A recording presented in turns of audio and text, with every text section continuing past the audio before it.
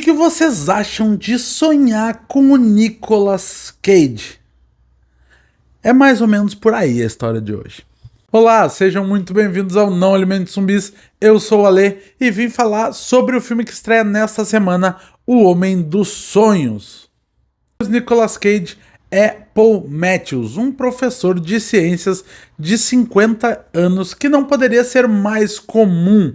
Ou até além disso, ele é mais do que comum. Ele é aquela pessoa que passa despercebida, que não traz nenhum tipo de sentimento em ninguém. As pessoas não gostam nem desgostam, elas praticamente não percebem que ele está ali. É aquele professor que você vai para aula e o que ele te causa é sono.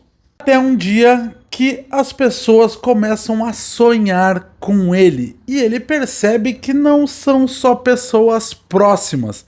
Muita gente começa a ter sonhos com ele e até quando uma ex-namorada dele da juventude aparece e diz que quer escrever um artigo sobre ele e ele acaba viralizando.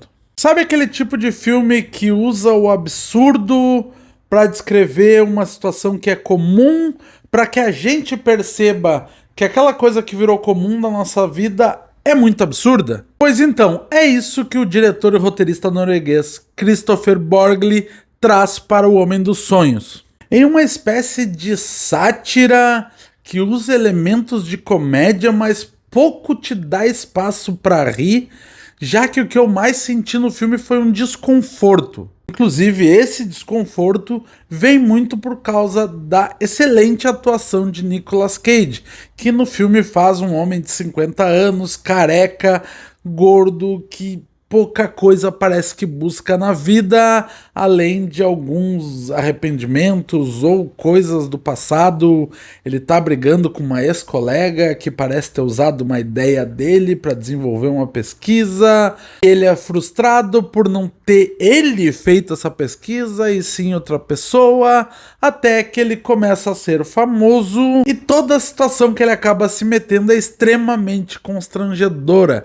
Sabe aquele vergonha alheia, mas quando passa da vergonha alheia, quando tu realmente começa a se sentir mal com aquela situação, é basicamente essa sensação que eu tive durante o filme inteiro praticamente.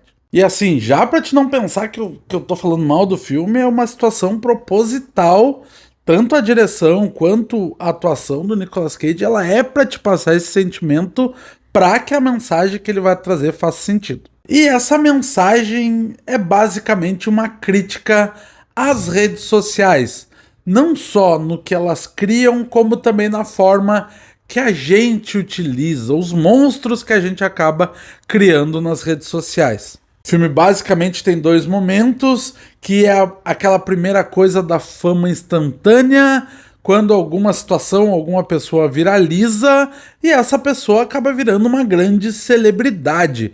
A gente tá tornando muito imbecil milionário. O personagem parece ter uma certa maturidade para lidar e tentar fazer com que as suas ideias ou o que ele faz seja impulsionado por isso, mas é óbvio que dentro dessa fama, dentro dele se tornar uma das pessoas mais famosas do mundo realmente, como o próprio filme chama ele acaba se perdendo muitas vezes. Logo depois, o filme passa para a segunda parte dessa história, que realmente vem naquela ideia da gangorra das redes sociais. Ele estava lá em cima no momento, quando esses sonhos começam a se tornar pesadelos, e assim, tá na sinopse do filme, então não é um spoiler, a parte da cultura do cancelamento vai chegar nele, já que ninguém mais consegue pensar ou conviver com ele porque ele tá trazendo terror para a vida das pessoas.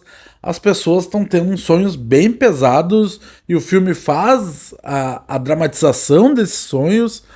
São cenas bem legais, inclusive. E aí vem a segunda parte dessa gangorra das redes sociais, que é quando, por algum motivo que desagrade a esse tribunal da internet, a cultura do cancelamento se faz presente e essa pessoa acaba sofrendo tudo que a rede social tem de pior.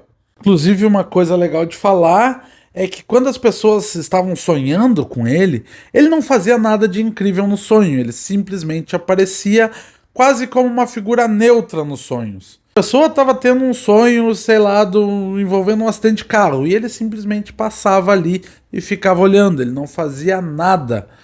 Mais uma vez usando o absurdo para mostrar como a gente dá palco para algumas coisas que nem sempre tem muito sentido. Se por um lado o filme tem uma boa ideia e uma boa crítica e atual, na parte da execução ele tem algumas falhas. Principalmente por ele ter 1h40 de duração e ele conseguir ser corrido e arrastado ao mesmo tempo. Claro que isso pode não estar fazendo sentido nenhum agora, mas é que no começo do filme tudo acontece muito rápido.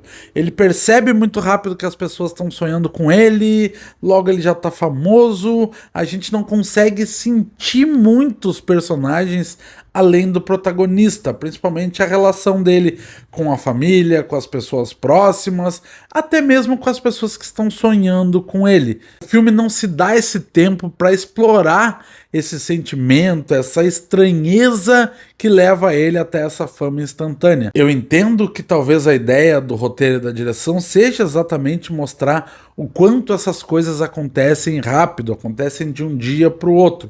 Mas quando a gente está falando de um filme, isso acaba tornando as coisas muito efêmeras, que a gente não consegue sentir, e tudo que vai acontecer depois a gente acaba se importando pouco.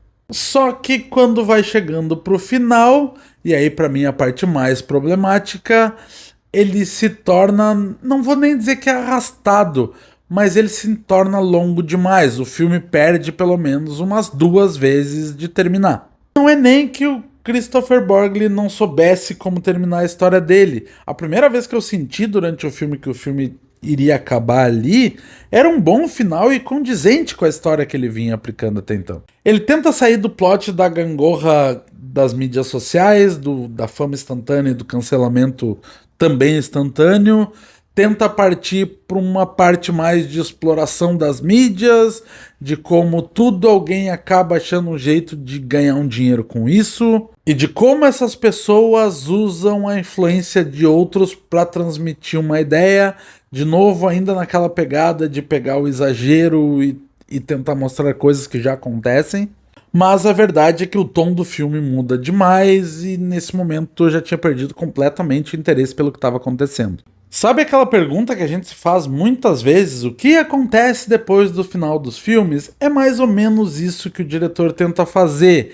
Ele tenta passar um pouco tempo e mostrar o que aconteceu com o mundo em torno dessa polêmica, dessa pessoa que estava se tornando pesadelo de todo mundo, o que aconteceu com ele, com a família. E isso também deixa claro que nem todo filme a gente precisa saber o que acontece depois. Homem dos Sonhos é um filme que tem uma excelente ideia, faz uma ótima crítica, mas parece que não amadureceu direito tudo o que queria dizer e, por fim, não desenvolve tão bem assim. Eu sempre gosto de filmes que me entreguem alguma sensação e, como eu disse, essa sensação de desconforto assistindo o filme, para mim, é benéfica. Eu, de certa forma, gostei de O Homem dos Sonhos, mesmo com esses probleminhas.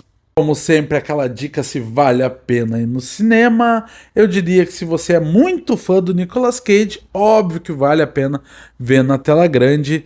Se não, seria aquele filme delicinha para você assistir no streaming quando ele aparecer por aí. Depois que assistirem O Homem dos Sonhos, voltem para comentar com a gente, nos sigam nas redes sociais e nos falamos qualquer hora dessa. Tchau, tchau.